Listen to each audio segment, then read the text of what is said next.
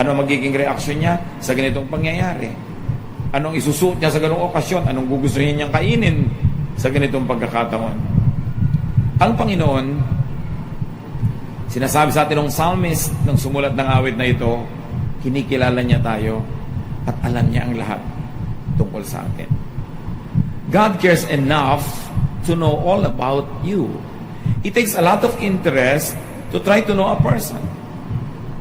Kumisa nga, kahit asawa mo, mahal mo sa buhay, hindi mo na pinapatapos yung sentence dahil wala kang tiyagang makinig. Tinatapos natin yung sentence niya for him or for her. O ayaw na natin siyang pagsalitain. Huwag ka na kumibo, ako na lang magsasalita. Kasi, nainip tayo, sayang yung oras natin. Pero ang talaga nagmamahal, nagbibigay ng panahon para unawain, kilalanin yung kanyang minamahal. And the mere fact that God looks deep into our heart tells us that God cares for us. Is there anyone you really care enough about that you would bother to really know Him completely? Or as completely as possible? Na nagtsatsaga kang makinig sa Kanya kahit ang haba-haba. Kahit akala mo, alam mo na, pagtsatsagaan mo pa rin. Because knowing means understanding. It means empathizing. Caring about, protecting, and therefore, being committed to the well-being of a person. Maraming beses kaya hindi tayo nagko-commit na makilala ang isang tao, baka malaman pa natin yung problema niya. Baka masangkot pa tayo. Baka madamay pa tayo sa mga problema niya sa buhay. Kaya ayaw na lang natin marinig. Pagka tinanong mo isang tao, kumusta ka? At talagang ikukwento niya sa'yo 2 oras lahat ang sakit niya. Willing ka ba makinig? O dekorasyon lang yung kumusta ka? Pag may nasalubong ka, kumusta? May alungkot-lungkot ko, halika, sasabihin ko sa'yo, are you willing? But God cares. God understands you. Napakahalagang maintindihan na tayo'y kilala niya. Kasi pag kinilala mo ang isang tao, nakikisangkot ka rin sa buhay niya. Nagiging problema mo na yung problema niya. At yun ang maganda doon, nakilala tayo ng Diyos to the point na pinoproblema niya rin yung problema natin. Sinasamahan niya tayo sa ating mga paghihirap, sa ating mga lungkot, maging sa ating mga pagkagulo. Psalm 139 verse 2. You know when I am resting or when I am working, and from heaven you discover my thoughts. So God knows your activities, to be literal about this. God knows if you are over-resting or overworking. Kaya may utos siya magpahinga, may utos siya magtrabaho. So there is accountability here. But the deeper and more beautiful meaning is that effectively there is no distance between you and God. So from heaven you discover my thoughts. Wherever that heaven is, if it's a place, a state of mind, no matter what the distance between that heaven and our day-to-day existence, God bridges that distance to know our thoughts. You are never far from God. You are never alone. Sometimes there are couples that confide in me na may asawa nga sila pero ang pakiramdam nila parang nag-iisa sila, parang wala silang kakampi, parang walang nakakaintindi sa kanila. Kahit magkasama sa isang bahay, bihira mag-usap, ang babaw lang ng pinag-uusapan, hindi na ipapaliwanag yung tunay na nadarama. Kumisa naman ipinapahiwatig pero walang effect. Hindi naman madiretso. So there are people who have partners in life, who have parents or brothers and sisters or children, and yet they feel alone because nobody really knows their thoughts. Hindi nila alam, nagtatampo ka na pala, nagdaramdam ka, may sama ka na pala ng loob, and you're alone in your sorrow. But God's interest in you crosses the universe from heaven to earth. Sabi, you know my thoughts. God connects with you through your thoughts. Your thought is exposed to God. Your thought is known to God. Kaya nung araw, nauso pa yung mga comics. Pag may nag-iisip na karakter, tapos may mga bilog-bilog yung nakapaligid sa letra ng mga nakasulat, ibig sabihin, thought niya yon, iniisip niya yon. Kahit meron siyang kausap, hindi alam ng kausap niya yung thought niya. Para maging alam, kailangan dire-diretsong linya yon na may ganun, may arrow. Yan ang sabi niya. Pero pag nga bula, thought. So, hindi alam ng kaharap mo yung thought mo, pero alam ng Diyos. Isn't it very, very reassuring na meron ka palang ka-share ng thoughts mo lagi? At hindi ka para kontrahin, kundi para kakampihan, kumisan para kay tuwid. Pero inaalam ng Diyos lahat yung thoughts natin para niya tayo matulungan, para niya tayo mabigyan ng paliwanag, at para niya tayo masamahan. So yung mga nag-iisip na nag-iisa yata ako sa paniniwala ko, sa aking takot, o sa aking mga excitements, hindi totoo yun. God is with you in your thought life.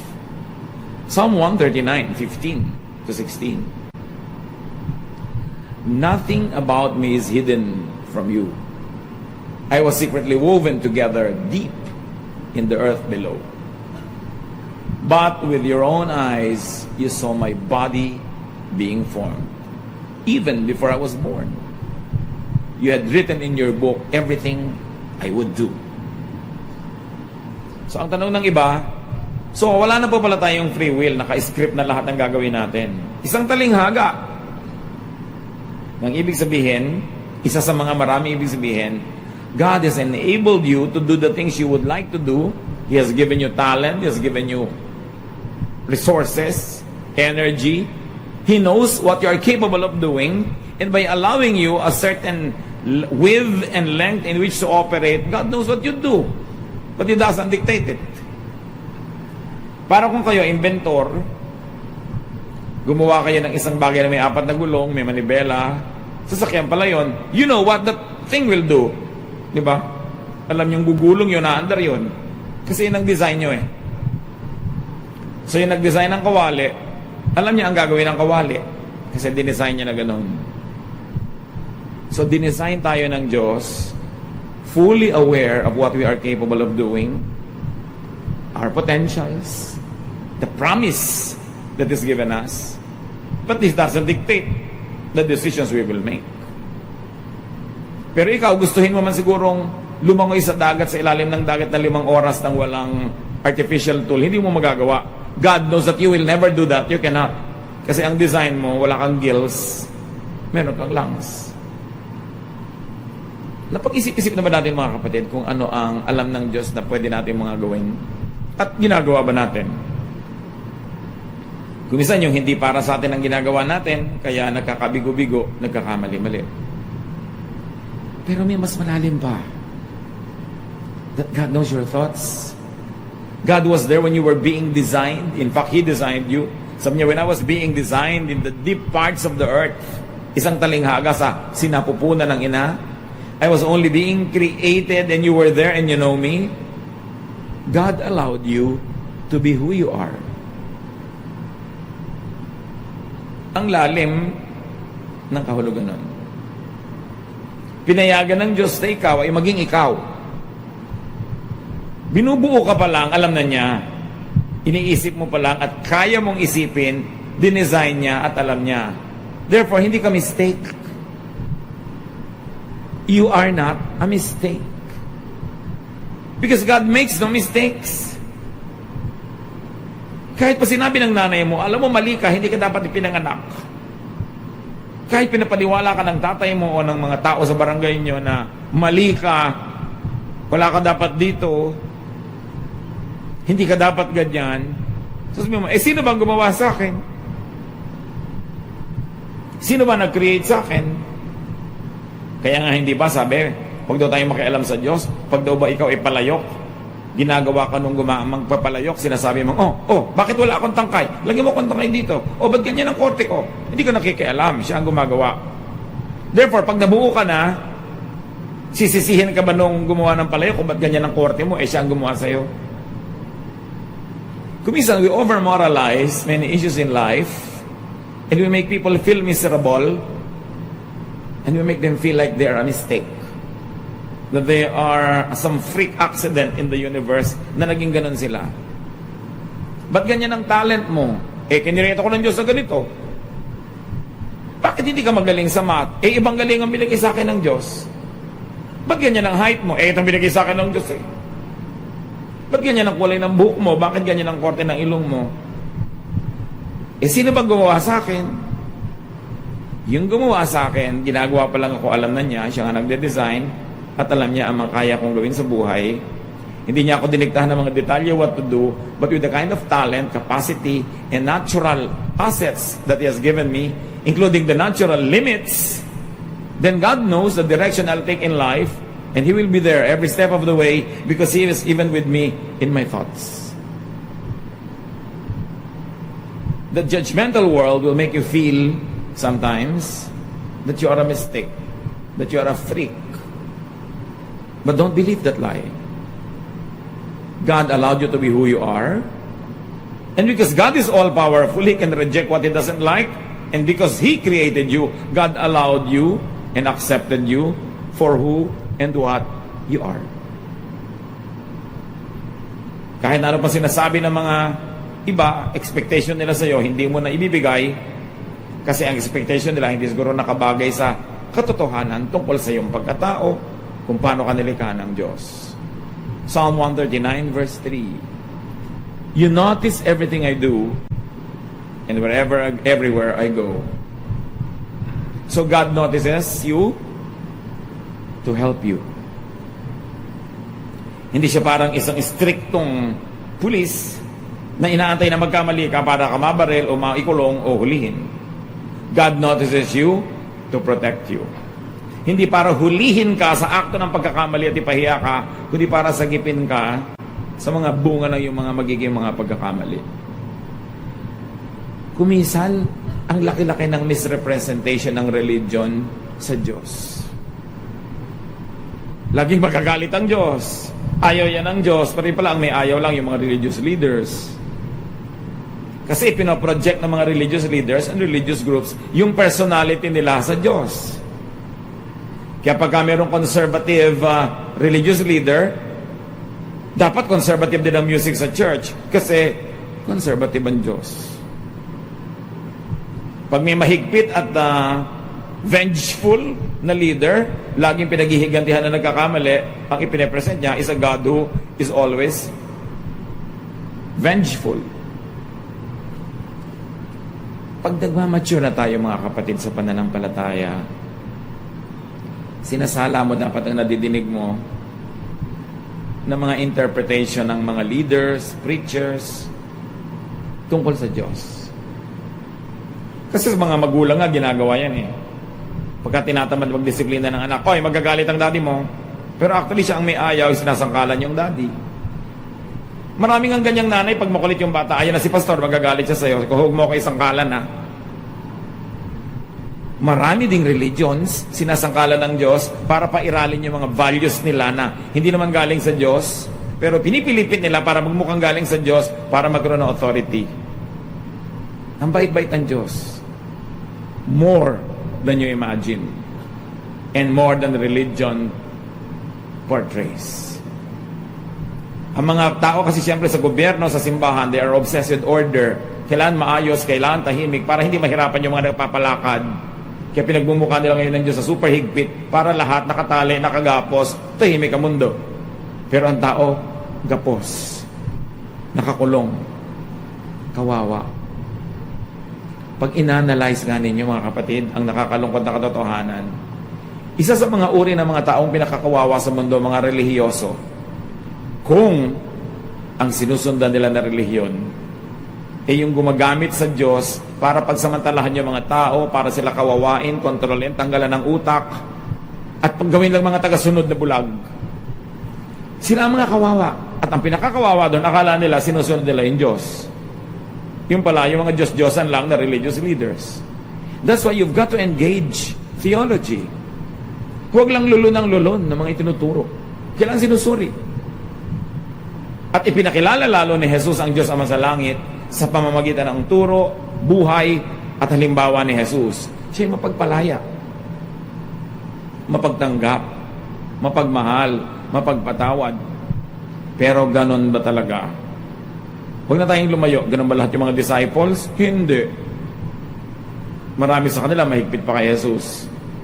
Paano na ngayon pag sila yung nanguna? Di yung interpretation nila of Jesus ang gagamitin. Kawawa naman yung susunod sa kanila. Meron nga isang village, ayaw tanggapin yung turo ni Jesus. Sabi ni Jesus, teka, malis na tayo, lumipat na lang tayo sa kabila. Sabi ng mga disciples niya, gusto niyo ba magpaulan kaming apoy? Para tupukin lahat sila. Kita niyo kung gaano kahigpit. Kung gaano mapaghiganti. Pero hindi ganun si Jesus at hindi ganun ang Ama sa Langit na nire-represent niya. So if ever God notices you, sometimes for your own good, it is to correct you. But not to take revenge.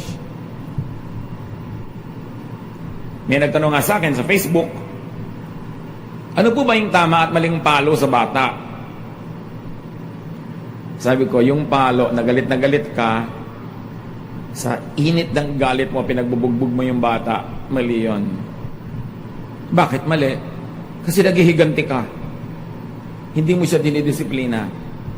You are getting even because you got irritated, you got mad, you have to get even, and you have got to hit back, and of course you can hit better because you're older. Kailan po ang tamang palo? Pag hindi ka nagalit, may ginawang mali ang bata, pahupain mo yung galit mo, at tuloy, ayaw mo na siyang paluin dahil una, hindi ka nagalit, at second, naaawa ka na rin, pero papaluin mo pa rin, sabi mo, alam mo, kailangan paluin kita para matandaan mo to. Di ba, pinag-usapan natin, pag ginawa mo yan, papaluin kita. Dapat may usapan na kayo para alam niyang may na-break siyang rule. And then, calm ka, papaluin mo siya, hindi sa ulo, hindi mo sasampalin, sa puwet. Kung yun ang usapan, kasi anatomy, yung safest na paluin mo, maraming muscle, walang maraming nerve endings except the ending of the spinal column, which is very, very sensitive. Tamang palo. Pero yung sa oras ng galit mo, mali. Revenge yun. So God corrects you. God does not take revenge. He wants you to be corrected. Ano ngayon kung kilala tayo ng Diyos? Ano naman ang saysay nun? Because God knows you, feel secure, and enjoy the feeling.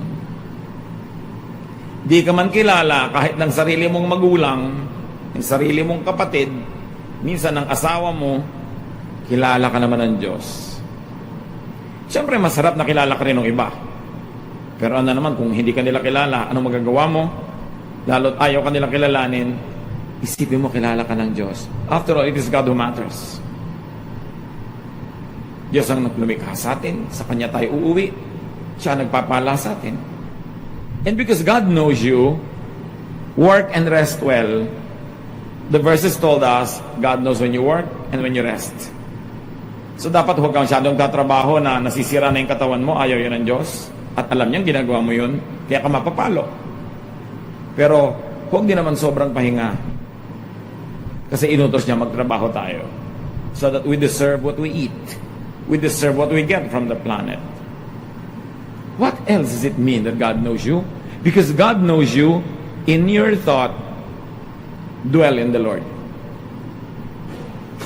Kasi alam ng Diyos sa ating isip, ang ating iniisip, nananahan siya sa ating isipan, ikaw din, hayaan mo na manahan ka sa Diyos through your thought.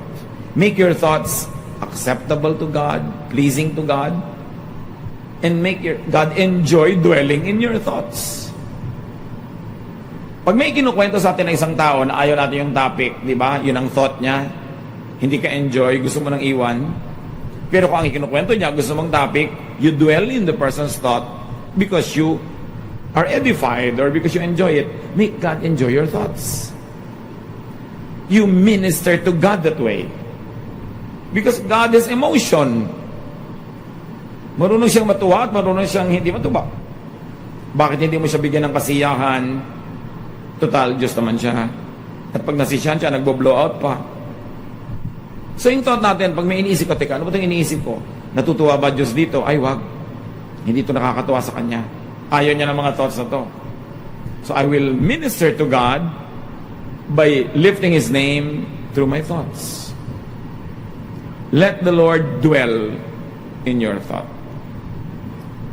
Yung isip natin parang bahay. Pwede tayong magkaroon ng bisita, merong extended visitor, meron tayong papasukin, meron naman tayong laging iniimbitahan.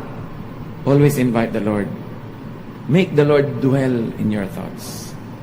Read His Word. Ponder His teachings. Think of Him. Because when you think of Him, you become very aware of His presence.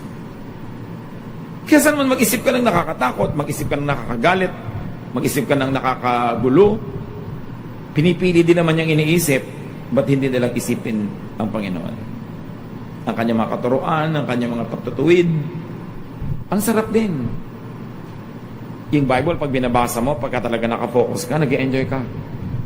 Lalo pag pinag-aaralan mo, sinusuri mo, yun ang laman ng isip mo kaysa iba. And because God knows you, know yourself like God knows you. Ang isa sa mga pinaka-ironic,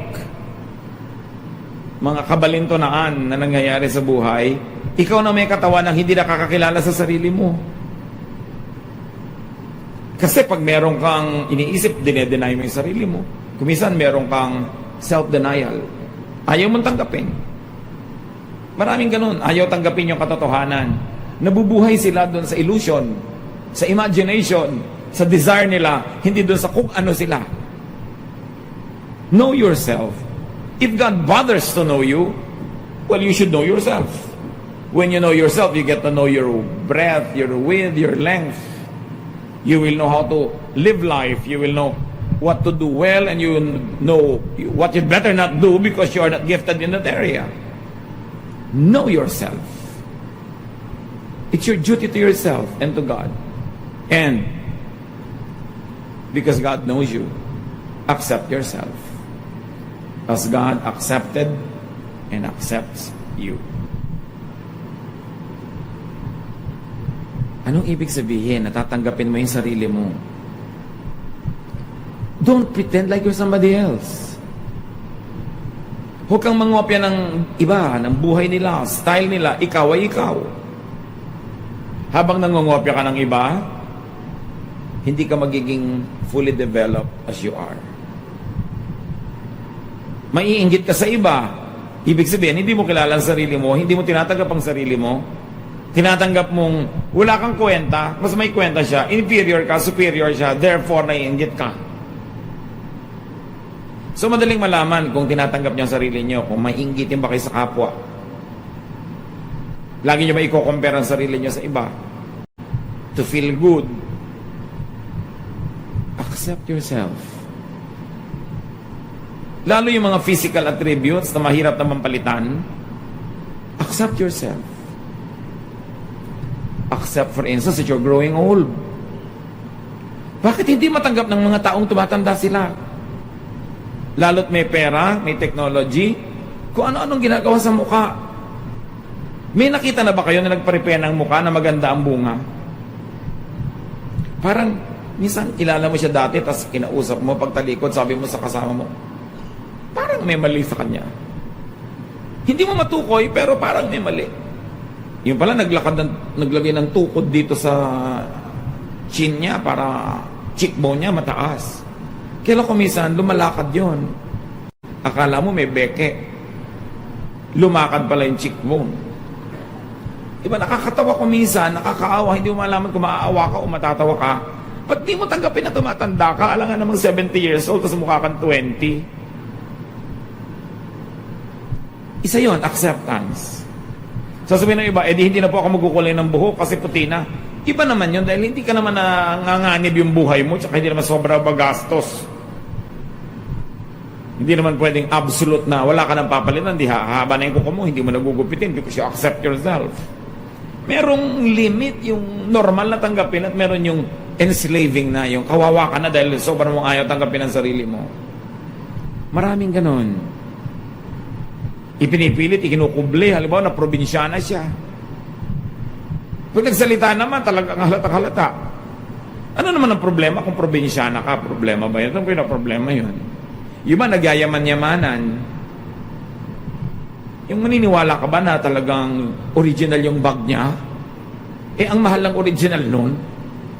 So, ba't hindi ka na lang bumili ng original na hindi branded, original? Orig ba ang bag mo? Oo, original yan, nagkarlan.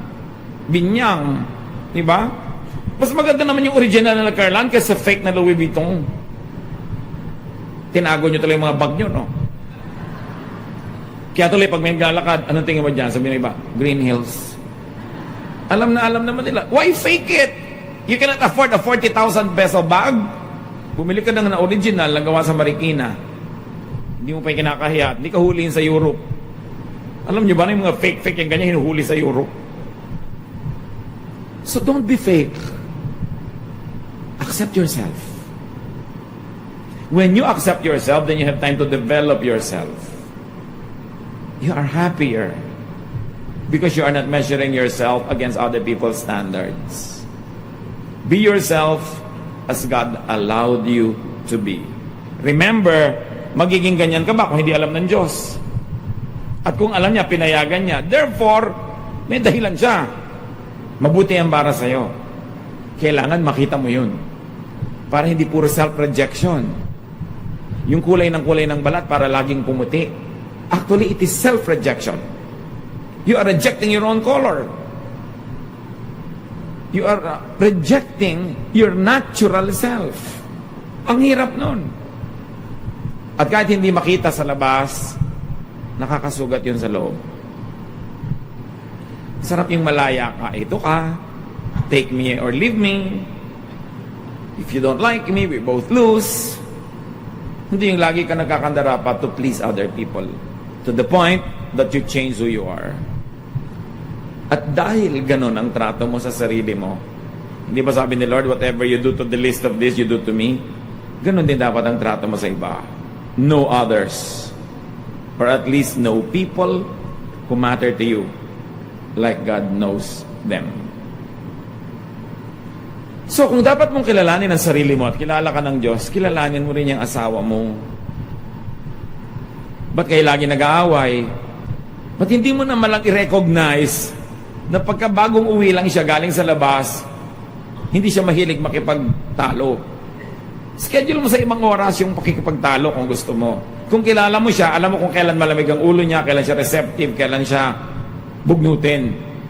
Ba't di mo igalang yun? Kilalanin yung anak nyo, baka pinipilit yung maging dentista, ayaw naman. Dahil iba yung talent niya. Kilalanin niyo ang bawat isa sa mga anak nyo, huwag yung pilitin na maging kamukha ng uncle niya o lolo niya, dahil magkakaiba sila. Tandaan nyo, kahit magkakapatid, hindi pwede magkakamukha ang talent, ang ugali. Kasi, ilan ang mga ninuno ninyo, mga lolo, lola sa bawat side, nununuan, let's say, 7 generations na lang, ang genetic pool ng lahi ninyo, ang daming pwedeng pagkuna ng bawat isang bata. Yung mata niya galing halimbawa dun sa lola niya, sa father side, yung kamay niya, yung korte galing sa uncle niya, sa mother side, ang daming pwedeng pagkunan. Don't expect your kids to be like one another and to be the same. Yung ate mo, ganito, ba't ikaw? Hindi ka ganon.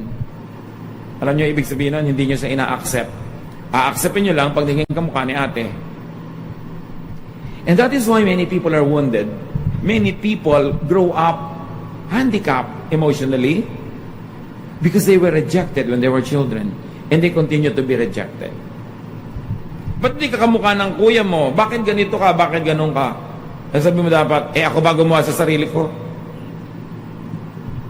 Pag sinabi ng nanay mo, ba't ka ganyan? Sino ba naglihi sa akin? Sino ba nagbunti sa akin? Nandun ba ako? Pinanganak ko ba sa sarili ko? Pero siyempre, huwag nyo naman siyempre sasagutin doon nanay nyo. So, love nyo lang yun, yung may mga bilog-bilog.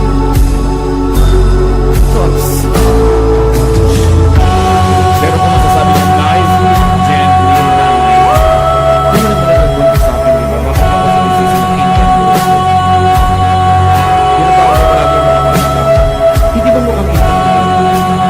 Like mother, like daughter. When you reject people, you actually reject a certain part of you.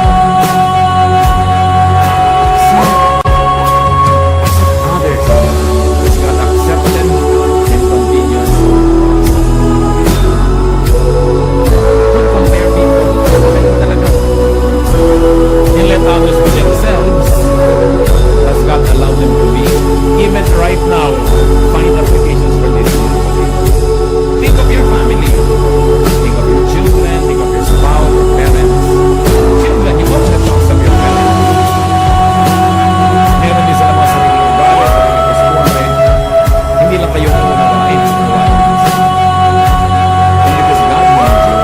be assured of God's attention.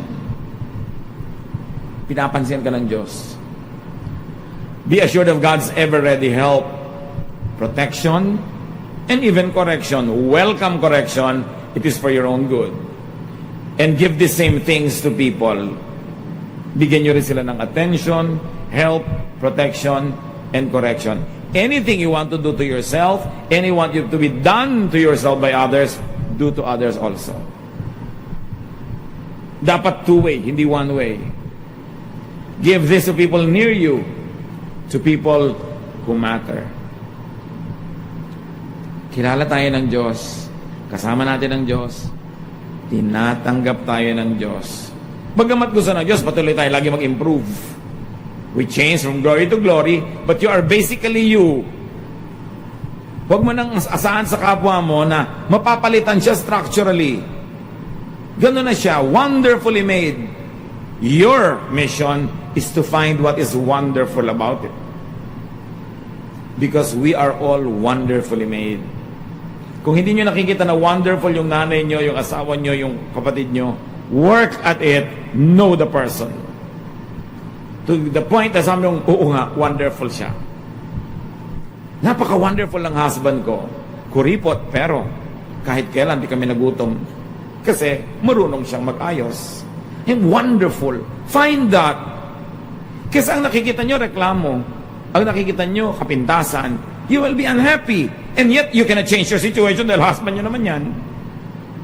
So if you cannot change your situation, change the way you think.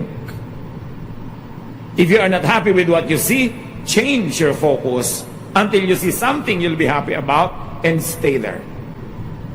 It's your choice if you're going to be miserable or not.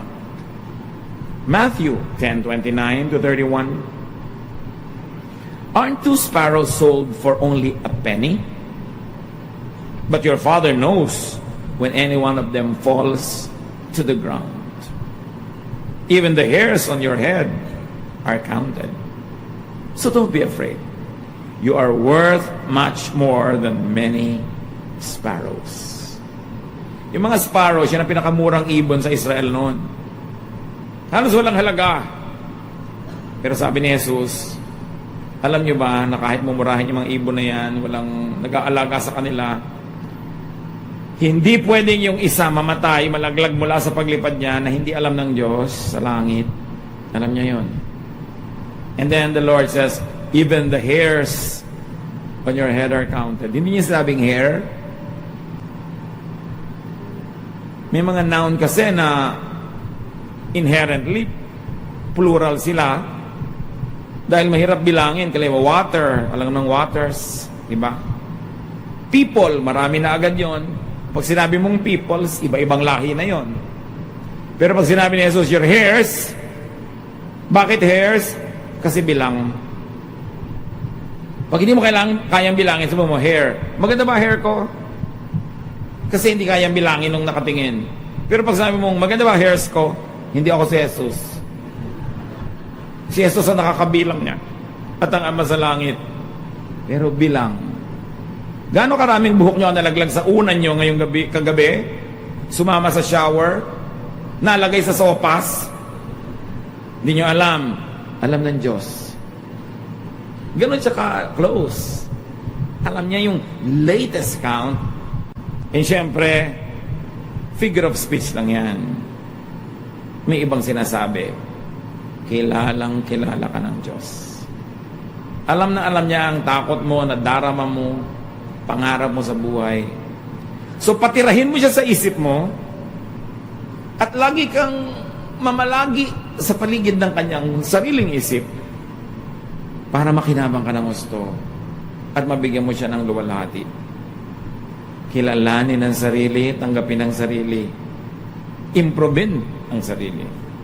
Kilalanin ang kapwa, tanggapin ang kapwa, and help them improve also.